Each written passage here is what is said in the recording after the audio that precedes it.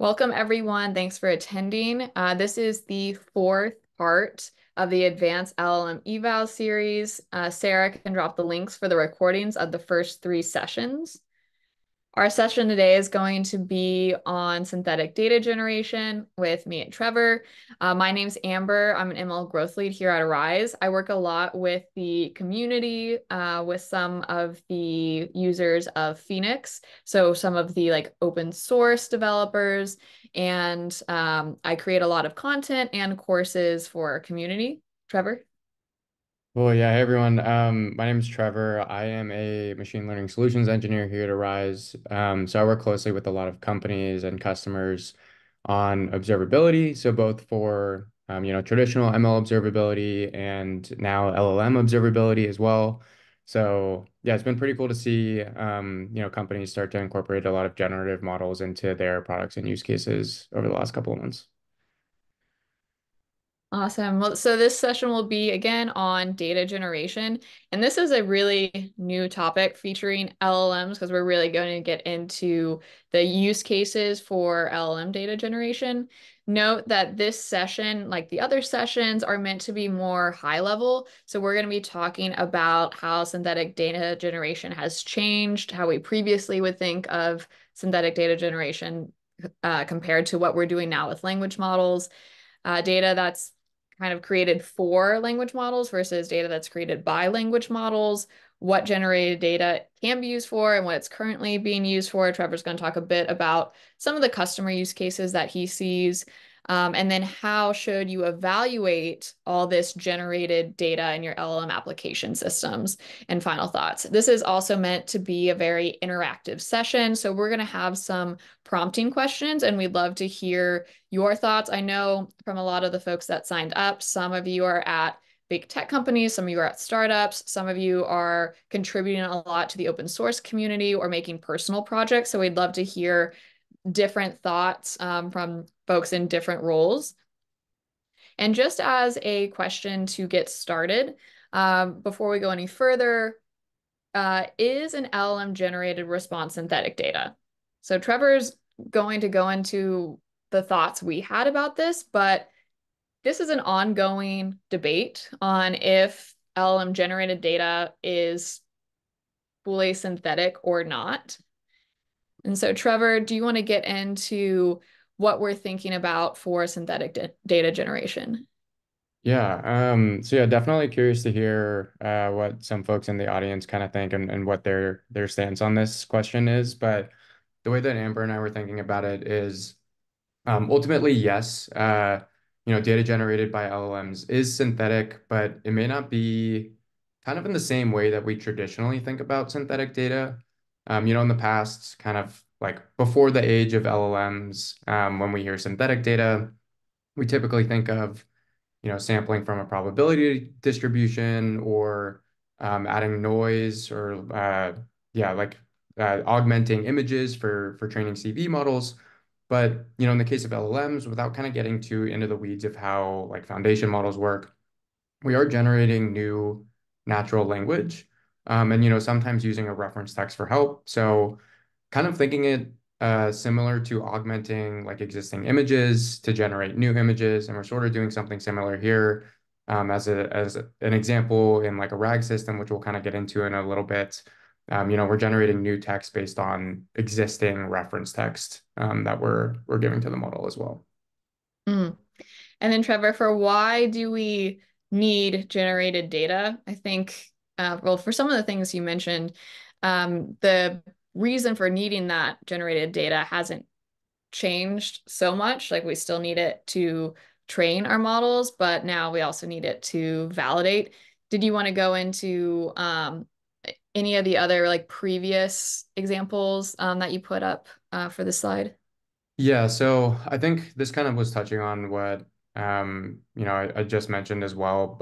In the past, it was definitely more for I think like training use cases or validation in this sense too. But for example, like in these two examples that are on the slide here, these were more based on CV or like image-based models. And so with these, it was kind of augmenting existing images and adding noise to those images or formatting the pictures in a different way, like having different orientations of how the picture was taken, that type of stuff, where we're really kind of using it to either train our models or validate that those models are able to work well in production. And in terms of the roles that we're seeing for LLMs in data generation, essentially we're seeing that LLMs are generating inputs and outputs, whereas before, a lot of times you're generating that base data set or the data used for training your models. Now we're seeing data generated at each step. And so Trevor's going to go through kind of the sample like LLM application system, and we're going to talk about where generated data could come into the mix. Yeah, so this is a example application for a search and retrieval and kind of RAG use case here. And this is what I typically see as one of the main use cases across a lot of companies. So for example, in like a chatbot scenario where users may be asking questions about a specific product or a specific service that the company may provide. The user asks the question, we generate an embedding for that user query. We search, maybe we have a knowledge base or a vector store that we're using that contains relevant documents or relevant information. So we're basically finding similar documents compared to that user question. We're then including both of those in, our prompt that we're then sending to the LLM. We're getting a response, and then maybe we're collecting user feedback on these responses that the LLMs are generating as well. And Trevor, we have a um, from the audience. Keith mentioned, how about the term regurgitated data? You know what? I like it. It Why not? definitely, yeah, there's definitely a component of, of regurgitation here. That's great, Keith. Thank you for that comment. So yeah, this slide just kind of goes into a little bit more of what I was saying on the last slide as well. Like kind of how does this search and retrieval use case work? So, we may have a knowledge base of articles or like relevant information, relevant documentation that our chatbot can access. And so what we essentially do is we create embeddings of those documents. We may keep those in a vector store, for example. The user asks a question. So in this example, do you support international calling? We calculate the embedding of that user question. We may do, in this case, like a cosine similarity search to grab relevant documents from our knowledge base.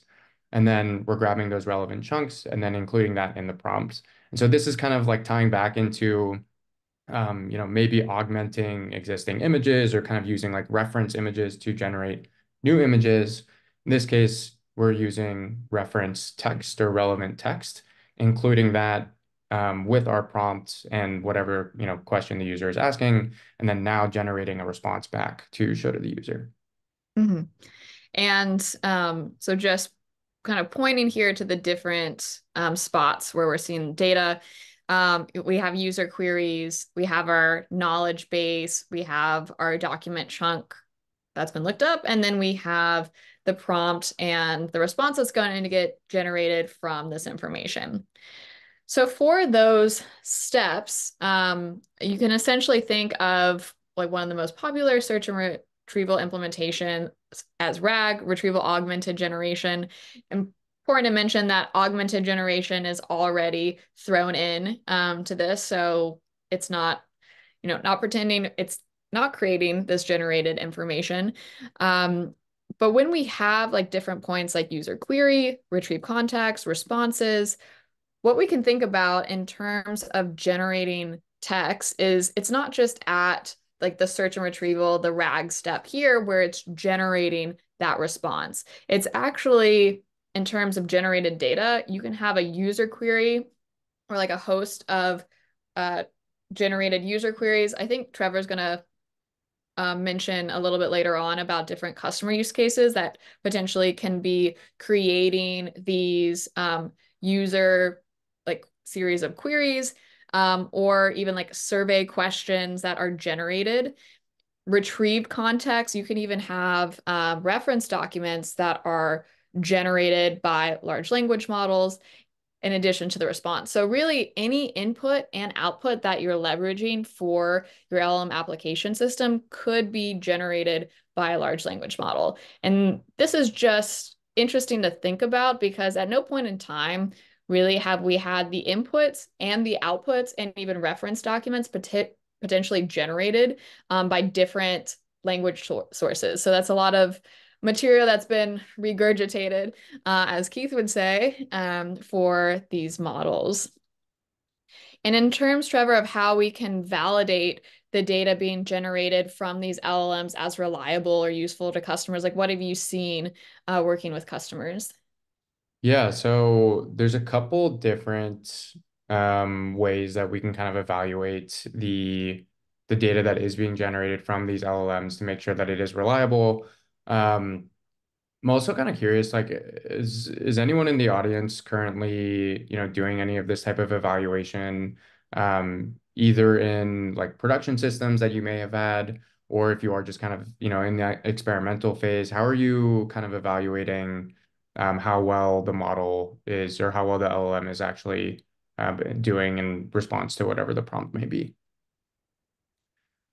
We'll give people a few minutes to chime in. But Trevor, we're actually getting a lot of responses here. Mhm. So some folks are saying exploring deep eval and Ragas, Ragas. I don't think I've had experience with that. I know the OpenAI evals library has been popular. Suniel says mostly through offline eval frameworks. Yep, I think probably Trevor, you're seeing a lot of offline, kind of more and more online kind of coming up.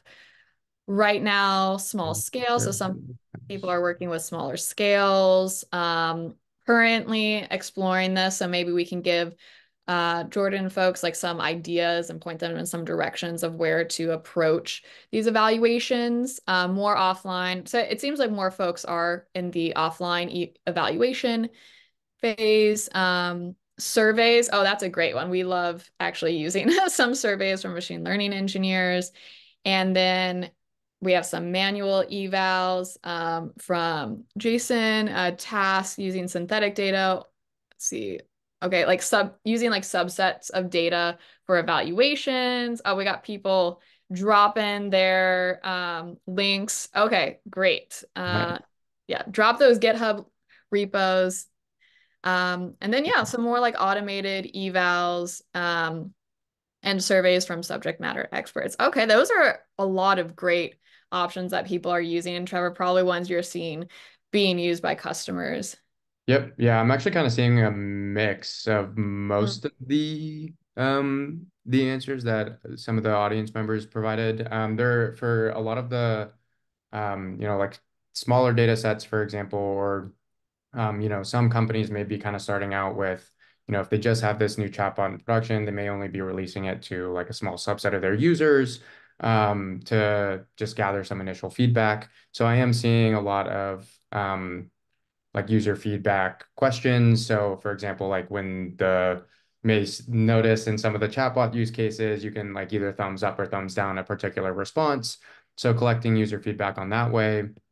Nemo framework from NVIDIA I've actually seen before as well.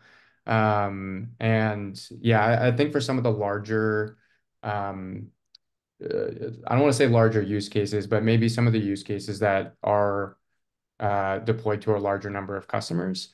Um, it may be harder to collect user feedback on each one of those responses, or user feedback may be, pretty sparse in those cases where it is generating, like millions of responses. And so in that case, I am seeing a lot of like more kind of like automated evaluation of some of these responses. And we'll kind of touch on this, I think maybe even next slide. Um, but this kind of gets into like the different types of evaluations. And this is where like LLM assisted evaluations can really come into play because for these larger scale evaluation tasks, it may not be feasible to collect user feedback on every single one of those or even hand label every single one of those responses. And that's kind of where these LLM assisted evals can really come into play. Yeah, I'd say especially during the iterative experimental steps before these models are deployed. I remember first building a recommendation system in 2018 and you were looking for user provided feedback. And that was like the number one thing, obviously, you can get, but you can only really get that if you're A/B testing or the model's live. It's hard to get that in the experimental phase. You can do task-based metrics, but now having this additional LLM assisted evaluation step come into play, there's really a lot of options for that testing scenario. And also, just one other thing to add, since you brought up the experimental phase of things, and I think you mentioned this on one of the previous slides as well, but I've also seen some companies generate user queries or example like user questions. So while they are in that experimental phase, before they've actually released this to real users, they may want to be able to see how their system responds to example user questions. And so, they may have some types of questions they've gotten in the past. And so that's kind of used as like a starting point for that data set. Then they may ask the LLM to generate similar examples to the questions that, they've seen in the past and kind of generate that data set that they can then do that validation on prior to putting that system into a production setting. hmm And would you say, Trevor, this type of observability with evaluation layout is similar to some of the customers' use cases that are leveraging chatbots and are trying to put an LLM in play for evaluations? Yes. Yeah. So this system that we're kind of looking at right now, is kind of, I think it might be a little similar to, excuse me, one of our previous slides, but kind of the gist of this here is we're still looking at, in this case, kind of like that RAG example or RAG use case. So, we may be uh, querying for similar documents to include, and then including those in the prompt with those like retrieved contexts, then sending that to our chatbot, which in this case is like generating those production responses that are being shown to users. And then it's really important for a lot of companies to not only evaluate the final response, but then also be able to tell where in their system certain processes might have failed and or where they can then go and improve upon in that kind of pipeline or system to make the responses more either more relevant or not hallucination or yeah, not hallucinated in this case. And so this is kind of where we're now looking at different pieces of the pipeline that we can do these types of evaluations on. And so in this example, we may be doing a evaluation on the final response. So in this case, looking at like whether the LLM hallucinated in the response that it returned back to the user. And then we can also look at, for example, is the context that we retrieved relevant to the question? Because, you can imagine a system that is retrieving documents from a knowledge base, but the documents that it retrieved might not be super relevant to the question that the actual user was asking. And so if we are putting in these documents that may not be relevant and sending that to our chatbot LLM that's producing these responses in production, maybe using that information that's in those documents that we included, and then hallucinating on the response to the user because it doesn't have the correct information. Yeah, I almost feel like this is the new system design for LLMs and especially for evals. It used to be like, oh, design the system, and then at the end, like, what questions would you ask? And it's like, what is the recall? What's the click-through rate, and the different metrics there. But now for any LLM application system, you're experimenting with the prompt. You're experimenting with what is the most contextually relevant documents that I'm receiving. Are these relevant enough? Like, do we need to generate more documents? Is the answer that's created from this chatbot a great answer? And all this is done even before seeing if the user likes that response or responds to it or buys something. So yeah, I think it's kind of the direction of system design if you're now becoming a LLM engineer. Yeah, definitely seeing a very similar pattern in the architecture of those systems across a lot of different companies. hmm And so this document or this kind of table is more for what you might collect from this architecture. Because here we're seeing, is something relevant? Is it hallucinated all for just one go through when generating a response? So Trevor mentioned, some companies, and you've probably even done this yourselves, especially if you use like ChatGPT for creating content or like kind of coming up with ideas. Like, give me 10 most queried or most Googled like titles of pieces that involve machine learning. You can do it for SEO, but anyway, you can create queries from that. So whether or not these are generated queries or they're real queries from users, you can use them to return contextual documents. You can use an LLM to evaluate relevance for these documents. And a lot of times we're showing you just one large language model in that loop, but you can have kind of test LLM A and test LLM B to go through and essentially like LLM A/B testing responses and even so like the relevance and then the response. And then as Trevor mentioned, like looking at their response and seeing, is this hallucinated? Is it factual? And coming to a conclusion based on these responses. And Trevor, do you see customers may maybe only using this in testing, or like have they been asking about potentially doing this? Because I think like the systems that they have in place for this are like some monitoring, but also like a human in the loop is the other alternative. Yeah, so there's a couple. I think one I guess topic that is really relevant and is coming up more and more for systems that are in production is really getting that visibility into like where in the system did things start to go wrong, or like where can we improve. And so rather than like, for example, the user feedback, if you are collecting user feedback, which is like thumbs up or thumbs down on like the final response, what that really only is going to tell you is like, did the user like the final response or not? But doesn't really give you a ton of insight into, okay, like for our bad responses, how can we then go improve our system to get less bad responses?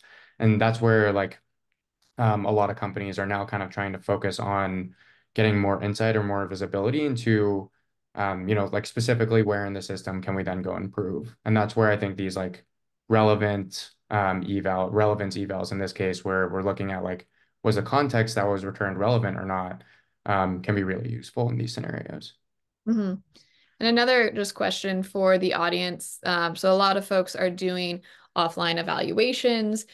Are you tending to do more kind of these binary, like relevance evaluations? Are you using more metrics based evaluations? Because I think what's new now, and Trevor and I were discussing this, is the subjectivity of these queries and responses, and um, it just being interesting because you can run these LLMs a few times, and because they're stochastic, you're not going to get a determinate response each time. You're going to potentially get different responses.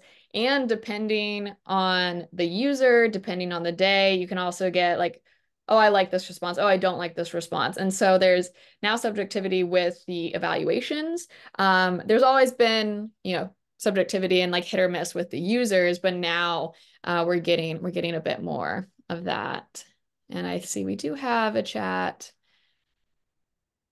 So some people are commenting in there the types of evaluations they're looking at. Uh, Empathy, engagement, binary, categorical, like multi-class categorical evaluations. Oh, those are great. Thanks, guys, for sharing. Um, and then kind of the last thing Trevor and I wanted to talk about is now explanations that are being leveraged for these large language models.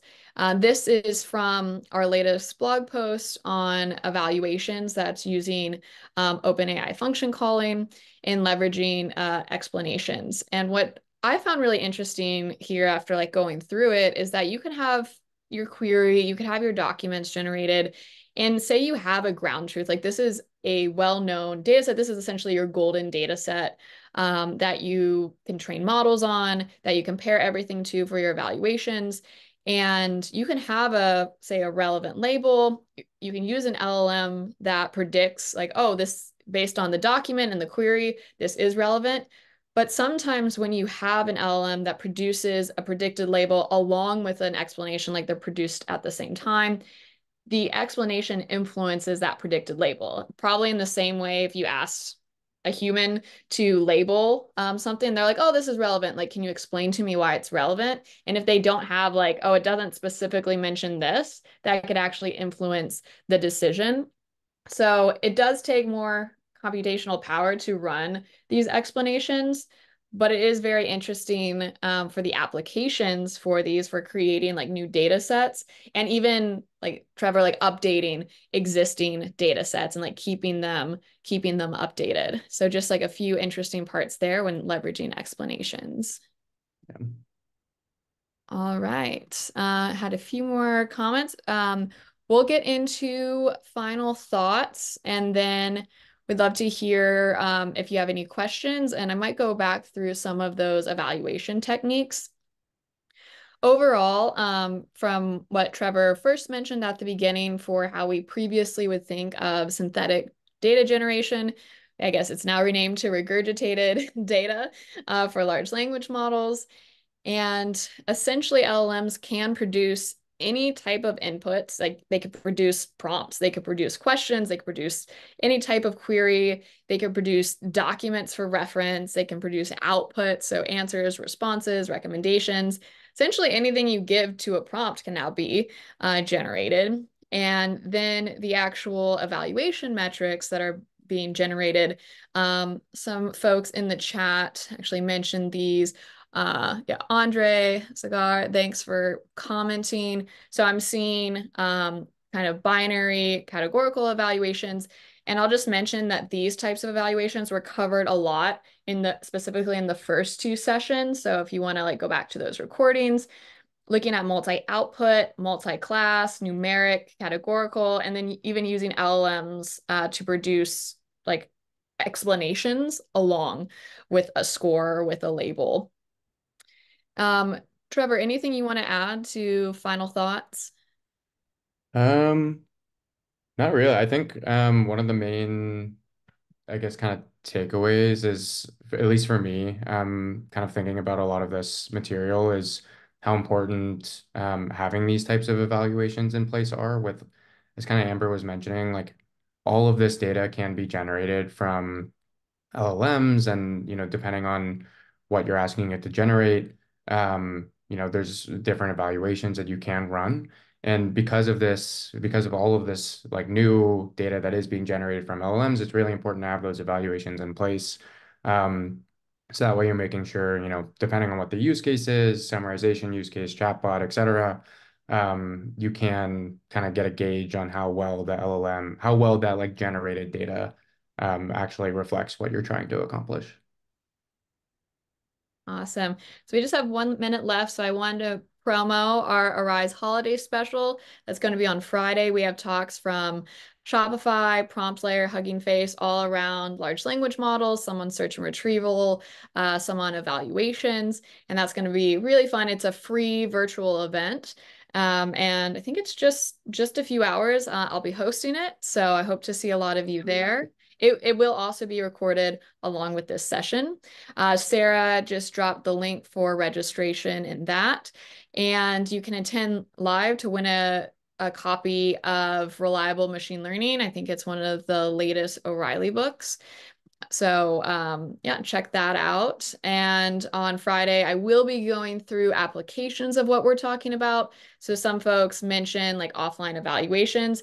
Phoenix can be done live for evaluations within specific traces for evaluations. So document evaluations, LLM evaluations. And so we'll actually go through some examples of that for a search and retrieval use case.